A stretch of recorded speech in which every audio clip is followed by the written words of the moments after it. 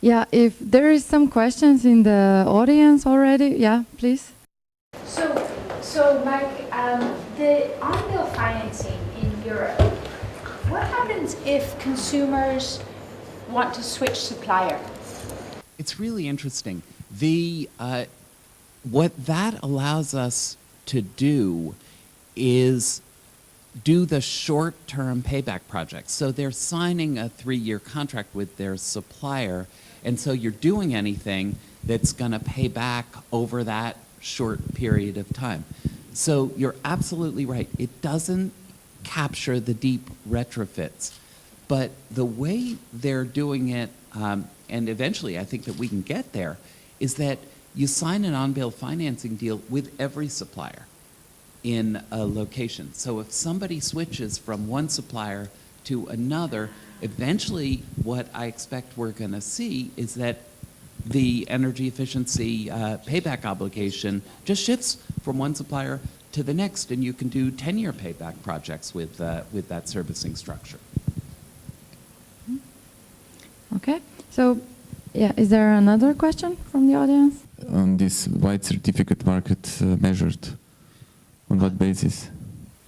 It's and we've done an analysis of the impact of white certificate markets.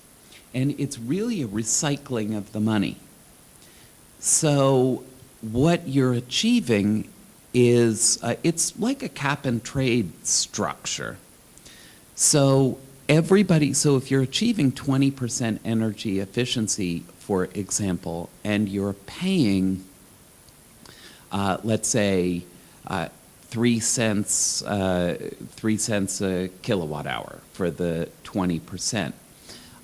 You multiply that by 0.2, and it's costing everybody on their bill roughly 0.6 cents per kilowatt hour.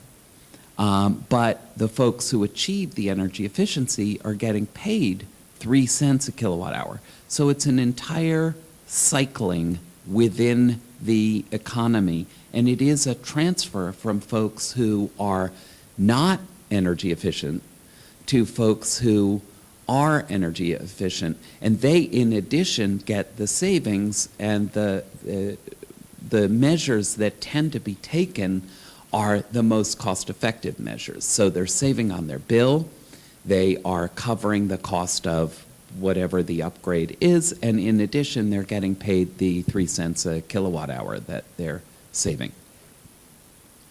It's clear or confusing, because I know. It's clear, but for the ones who are achieve this energy efficiency, so how is their reduction measured on yearly basis? Come again. Ask it. How is the reduction of energy consumption measured at one particular consumer? Yeah, there are two approaches to the energy efficiency schemata. One is, and this is the France approach, where if you do this replacement, specifically, let's say you replace your water heater, it's assumed that you're going to save a certain amount per year. It's just assumed, and it's in the catalog as a measure. That's one approach. The other approach, and then you register and you have the right to, you own a certain number of certificates that you then have the right to sell every year. And it is every year for a certain number of years, depending on the persistence of the measure. The other approach is that you actually have to get an engineering study which then assesses the energy efficiency that you have achieved. And that's the approach in Pennsylvania and in Connecticut. I'm not sure, anybody know the Italian energy efficiency structure, how the certificates, whether that's a... I think it's certain very specific measures. So So there's it's certain technologies you buy, and it's just assumed. So it's You've akin installed to them. the French market. It's like the It's closer to catalog the market. French market. Yeah. But it's not behavioral. It's only you buy certain things, and then they're sort of one-to-one. So the Italian and French markets sound similar, but in Pennsylvania and in Connecticut, you actually are getting an engineering firm in to assess what it is that you're going to save, and you then create this customized plan, which in both of those states is approved by the commission. And once it's approved by the commission, which is a governmental body, you can then register them and sell them annually forever. Well, 15 years. Okay, so maybe, adding to that what Tomasz was asking about this white certificate scheme. Why is it known in France and Italy, and, for example, we don't know about it? What should be done to maybe enlarge it on wider scale? I do think that the European Union has the intention of creating a white certificate scheme. So I do think it's going to be European Union wide. Some of the issues are, how ambitious do you get? So do you go for 2%? I think European Union is going for 3%, right? That's the, sorry? Yeah. The requirement's 1.5, 1.5, okay. which is a lot, actually. Okay, that is your opinion. Okay, but do you think that this might be also like obstructive to European industry? I mean, there's even more obligations at the end. Well, no, it's an interesting question. Ultimately, I think that so it's a transfer between industries that become more energy efficient and industries that do not. So that rather than paying folks to stay behind and allowing folks to remain without the upgrade by paying them a subsidy, this is precisely the reverse. Okay. It creates, so an energy efficient company is actually going to be earning money from their energy efficiency, and the folks who remain in the dark ages from their processes, yes, are paying the extra surcharge on their bill. Mm-hmm. Okay. So since we have representatives from companies that are already making money from energy efficient services, right? Hopefully. How much money do you make? Starting with Mr. Valentincic, maybe? Maybe on a yearly basis, or how much do you expect in the future? Since I understood that you are investing now. So Petrol Group, we are investing in these energy efficiency projects every year from 10 to 15 million euros. And from the revenues of these services, not just from investment projects, also by just services, we made a turnover around, without fuels and these things, about 25 million. 25. Yeah. Okay. Unfortunately, Alenka, we don't publish any kind of information, financial information, but just for example, in Germany, the churn rate about people who change the provider is below 10%. And retailer we support, like Yellowstrom in Europe, in Germany, they grow much above 10%. So they take active market share from other market participants. And in the flexible billing, we have possibilities to reduce 20 to 30% operation costs in billing. Mm-hmm. And this is a huge approach. Okay. So we enable utilities to maximize their profit. Okay. As mentioned in the presentation, GG is a startup company. In this year, 2013, we are expecting 5 million turnover, and we will end the year with a profit. But for the next years, we are, of course, our owners are expecting us to grow at a profitable margins. Well, my presentation was more focused on how we are doing the efficiency. So in this particular moment, I won't talk about numbers. Okay, but yeah, maybe coming back to you, Mr. Komazic, Luca. Yeah, you said that your owners are Energetica Ljubljana, Geoplin, right? And also Gorenje, yeah. But they are selling energy, as we heard at the beginning. So this is not a very good position for you, right? I mean, with your profit going up, their profit is probably going down. So. In the end of the day, the market is changing, and hopefully and luckily my owners understand this situation, so therefore they are investing into GG because they know otherwise they were going to simply lose the market, and in this way they can gain the market with new entities. So in the end of the day, I think this was the right decision. Mm-hmm. Yeah. Yeah, go ahead. So I'm very interested by your statement, Luca. So what you're basically saying is, look, and I'm seeing it repeated. So I run within our organization that we run. I have several large utilities, such as E.ON and Vattenfall and EDF, so on and so forth, and they're doing very similar things. They're seeing, okay, we can't win anymore just on base load, and our generation assets, we have to start to expand. But they're buying companies, or they're starting separate companies. Very few of them are trying to do it internally. And it's kind of the same with you, isn't it? I mean, they've started you because you're, I'm guessing, agile enough True. to take market share, whereas they're going to have a hard time doing that within their own internal processes. Exactly. It was Correct. extremely important for us to be independent ESCO company, since now we can be more flexible on the market, because companies, utilities have their own culture, the way of working, and let's say, I don't want to be rude, but in the past, I think that utility companies maybe weren't so customer oriented, and this could be an obstacle for an ESCO company, which really has to be a customer oriented company. Yeah. Therefore, the decision to invest into a new company was the right one, probably. Yeah. Yeah. Mm-hmm. So. Can you just take your microphone? sorry. Because of the translation, I think. Yeah. And the energy efficiency services, and we were talking about this last night, Andreas. If you look at the electricity marketplace here in Europe, it's roughly $250 billion, and it's not growing. So how do these guys actually become more relevant in our lives? And so the energy efficiency services is just, from my perspective, the tip of the iceberg of what these guys can do. They can start competing, and you were talking yesterday about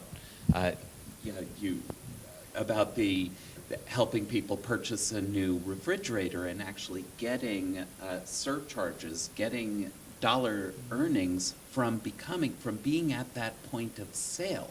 And so they're actually looking at expanding beyond the electricity industry into, for instance, security and cable services. Yeah, I'll now kind of move this. Thank you, Mike. Yes, indeed. So we have proven reference cases that the retailers expand their engagement. Yes, the first approach is to enable the existing customer to reduce energy. That means reducing margin in your own pocket. But with this new approach about customer loyalty, they claim new market shares, and you're right, they create relationships with Samsung, Miele, etc., and they get credit for, they get tips for it. Yeah, so they increase the average revenue per user. It's an acronym, ARPU. It's designed in the telco industry, and there are possible ways. And during my presentation, I highlighted why not make a cooperation with the e-bike manufacturers and sell your energy in these areas as well. It's small number, but as everybody, if something works, you can expand in other regions and other countries. And this is a possible way to increase your revenue and margin. So, Andreas, you were talking a lot about being innovative, being smart, and so on. What would you say? Is Slovenia smart enough? It's my second visit in your country, and I'm really impressed about Petrol's engagements and all the other participants. It's really amazing. It's behind the view, because everybody looking on Vattenfall, on Dong Energy, but what you already achieved is amazing, and it's best practice. And I believe with this knowledge and with this experience, there's a potential to distribute, to sell it in other regions, maybe to Italy, to the mature market. There's a high potential. But everything is to transform the mindset about your own people. That is the biggest challenge. Yeah.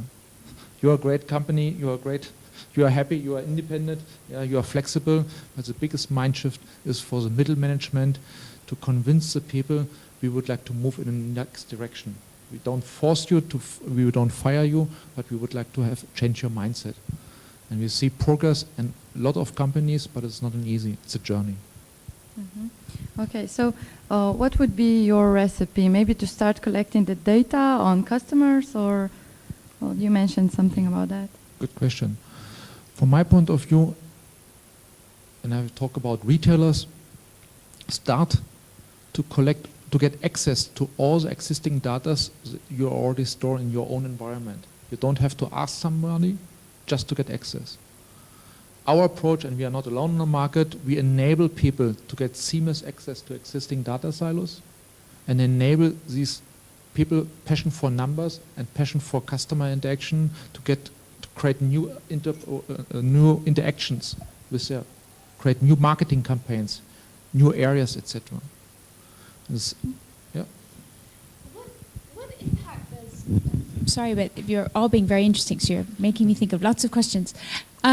What is, because you're saying get access to these silos of data, and so what I'm seeing in my head is something like, you know, big shopping malls in the US do, where Walmart, where all of a sudden beer is next to the diapers because they've noticed men go in on Friday night and they have to pick up diapers and then they put the beer there and then they also buy beer. Where you're seeing value because you're analyzing the data in new ways.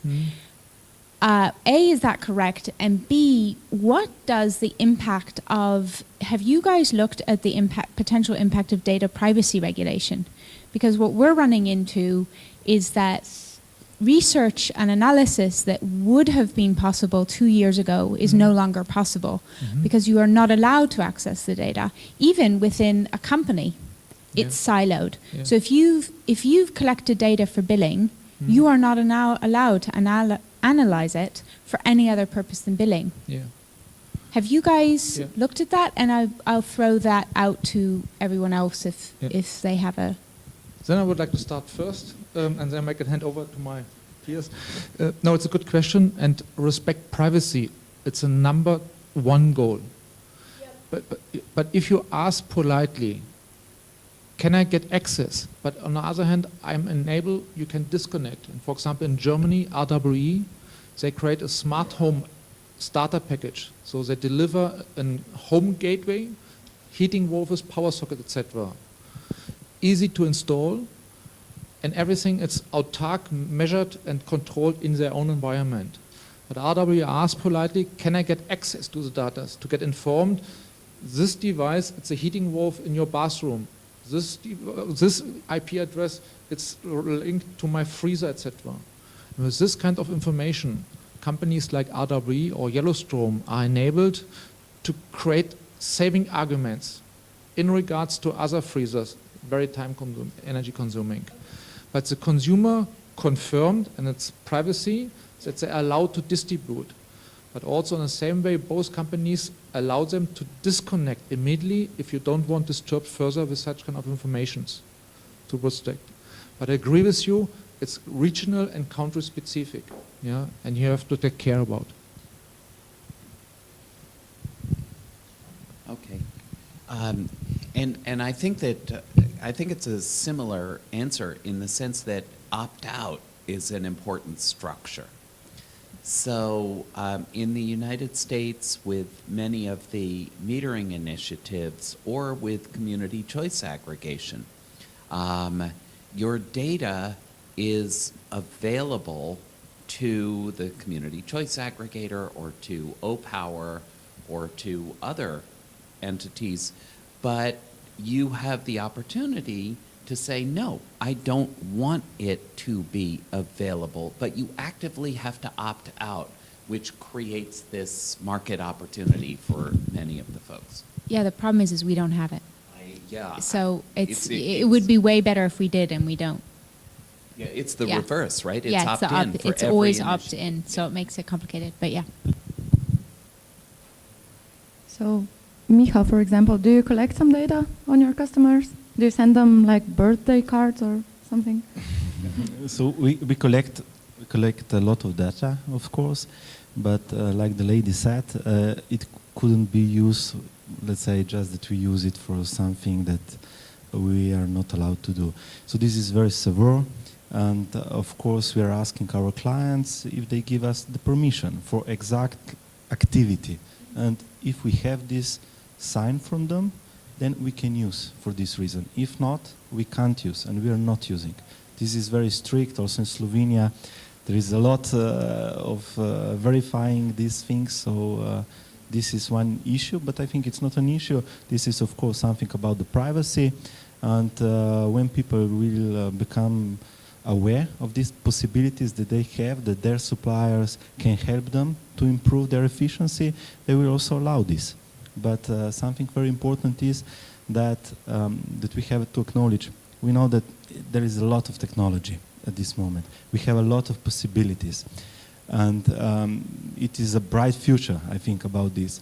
But we have to be very careful that we don't make bad things, because if there will be mistakes and this, then everything can be damaged. You know, the philosophy people will not trust anymore, and we know that also in the Slovenia and in other countries have not been on some topics, on some things, best practices, let's say, was worst practices, and then everything, the initiative then stopped. You know, so this is something that the industry should have very strict. Then the other thing is also about the ESCO companies, energy efficiency company. It's not like I want to be. No? I know how to do this. Also by the verifying institution should be like in Italy. So this is something that the industry should consider to make a standard about this. Because if we will not take care about this, maybe we can lose the market. It's a great topic item about privacy. Would we ask our audience? It's November 2013 is nearly done. How many people, how many websites during the last 11 months you gave your email address and something on top? Just one, twice, third, etc. So just a question. And do you have an overview about what's going on with your data? If they sell it to other people, etc., make profit, etc. So there's a huge, huge issue.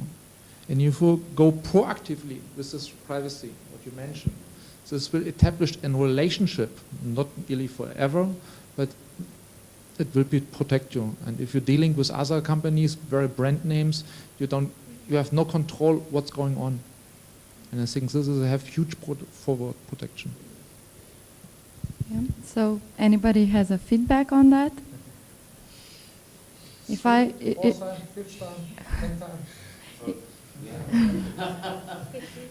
if I count mine, I think it's over 20 at least. So yeah. So anybody else has a question from the audience? No? Okay. So if the organizer allows, we can also have a quicker break. I don't know. So, yeah. Okay, so thank you everyone for staying with us, for being active, and hopefully it was useful for you as well. So